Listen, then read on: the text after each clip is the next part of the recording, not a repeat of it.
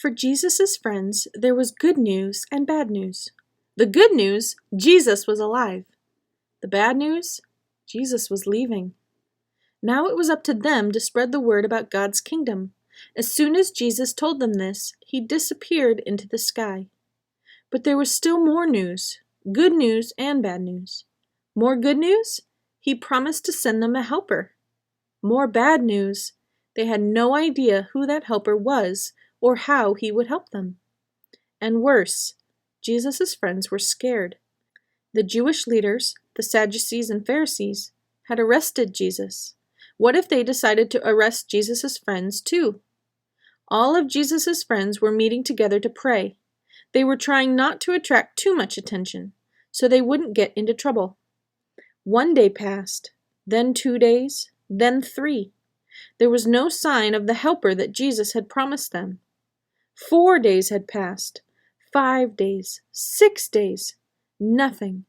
And then, boom! It was the 10th day since Jesus had left, and all of his friends were praying together in one big room. Suddenly, a sound like a huge wind filled the house. It was pretty weird, but then things got even weirder.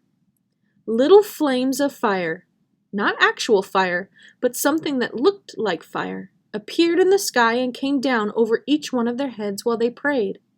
It was the Holy Spirit, the Spirit of God. Remember when Jesus was baptized? Something that looked like a dove came down from the sky and rested on Jesus.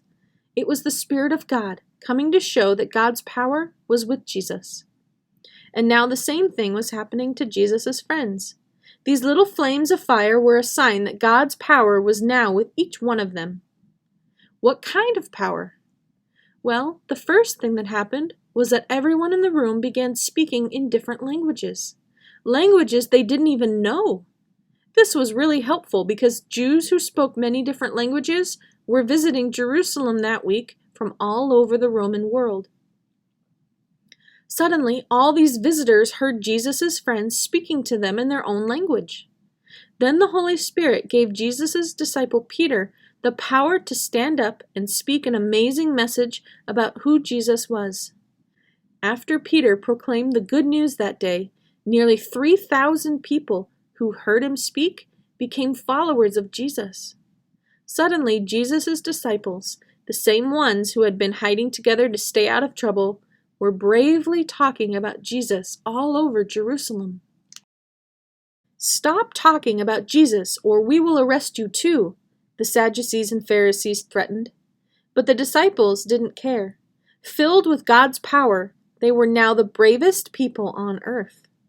This wasn't the first time God's Spirit had filled someone with power.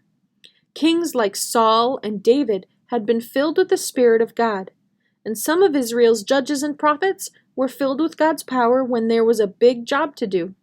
But before now, only certain people at certain times were filled with the Spirit of God.